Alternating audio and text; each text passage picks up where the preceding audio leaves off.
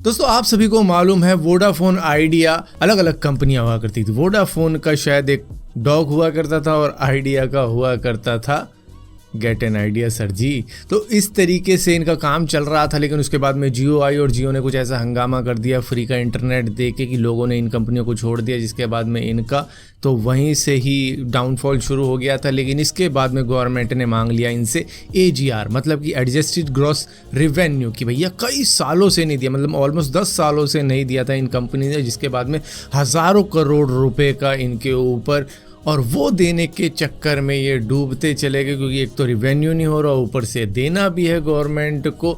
तो इन्होंने कहा कि भैया एक दूसरे से मर्ज हो जाते हैं कंपनी को बचाने के लिए, वरना कई सारी कंपनी डूब गई थी, बर्बाद हो गई थी। मतलब एयरसेल भी हुआ करती थी, मतलब सब बंद हो गया था।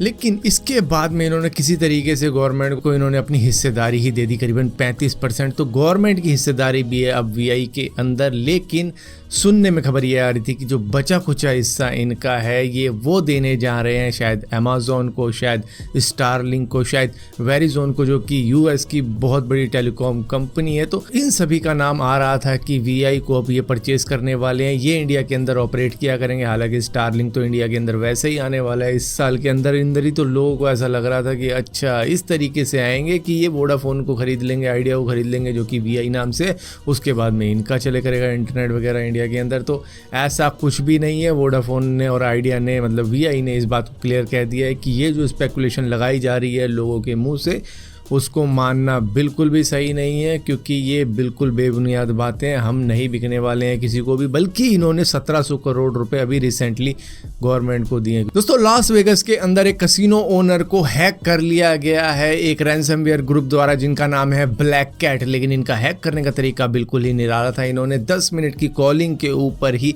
ये हैकिंग कर डाली। कैसे करी? इन्होंने दरअसल एक MGM रिजॉर्ट इंटरनेशनल, जो कि $33 बिलियन की पूरी कंपनी है, वहाँ के हेल्प डेस्क पर कॉल किया और उनसे बात करी किसी कसिनो ओनर के बारे में 10 मिनट तक, जिसके बाद में उनको ऐसी इंफॉर्मेशन मिल गई जिससे कि इन्होंने उस कसिनो ओनर को हैक कर डाला और ना जाने कितने $US उनसे ले लिए हैं इन हैकर ने। और इसके अंदर सारी की सारी गलती एक $33 बिलियन की कंपनी की है, जो है MGM रिजॉर्ट इंटरनेशनल, जिसके रिजॉर्ट में वो ओनर रुका था। दोस्तों आपको मालूम होगा कि जापान के साथ में चाइना ने अपनी ट्रेड बंद कर दी है सी फूड से रिलेटेड, क्योंकि उन्होंने कहा कि भैया तुमने जो फुकुशिमा न्यूक्लियर पावर प्लांट का ट्रीटेड वाटर समुद्र में छोड़ा है, उसकी वजह से मछलियाँ, मरीन लाइफ सब बेकार हो जाएंगी, उन पर भी इसका इफेक्ट पहुंचेगा।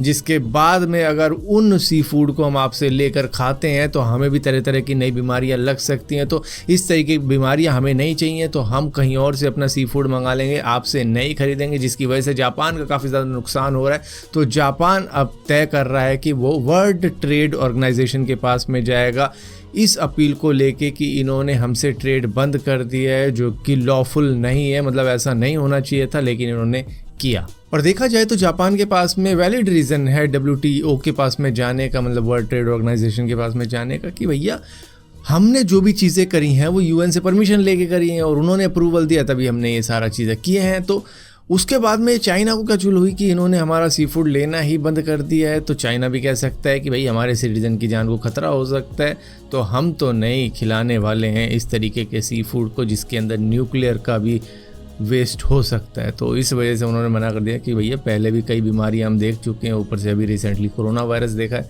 तो हम रिस्क नहीं लेना चाहते। दोस्तों बहुत से ऐसे लोग होते हैं जो कि घूमने फिरने के लिए बाली चले जाते हैं, मालदीव चले जाते हैं, इस तरीके की जगहों पर जाते हैं। तो UK के रियल एस्टेट एजेंट गए थे बाली घूमने के लिए, जिनका नाम टॉम प्लैक है। ये अपनी गर्लफ्रेंड या वाइफ के साथ में घूमने के लिए गए थे और वहाँ से घूम के आने के बाद में इनको एक अजीब सी बीमारी हो जाती है। कैसे किसी को मालूम नहीं, लेकिन इनको एलर्जी सी हो जाती है, इनकी आंखें सूजने लग जाती हैं और इनका गला भी सूजने लग जाता है। तो फैमिली को लगता है थोड़ी बहुत एलर्जी हो गई होगी, तो दिखवा लेते हैं डॉक्टर को। डॉक्टर भी कोई दवाई लिख के दे देता है, जिसके बाद में वो सूजन कम होने की बजाय और बढ़ने लग जाती है, और वो बढ़ते बढ़ते इतनी ज़्यादा हो जाती है कि इनको दिखना ही बंद हो जाता है, क्योंकि सूजन इनकी आंखें पूरी की पूरी बंद कर देती हैं। इसके बाद में इनको हॉस्पिटल ले जाया जाता है और काफ़ी जाँच पड़ताल के बाद में पता लगता है कि इनका इम्यून सिस्टम ही इनकी बॉडी के नर्व सिस्टम सिस्टम पर अटैक कर रहा है, जिसकी वजह से इनका ये हाल हो चुका है। हमारा जो इम्यून सिस्टम होता है वो क्या करता है, वो हमारे जर्म्स को, बैक्टीरिया को मारने की कोशिश करता है,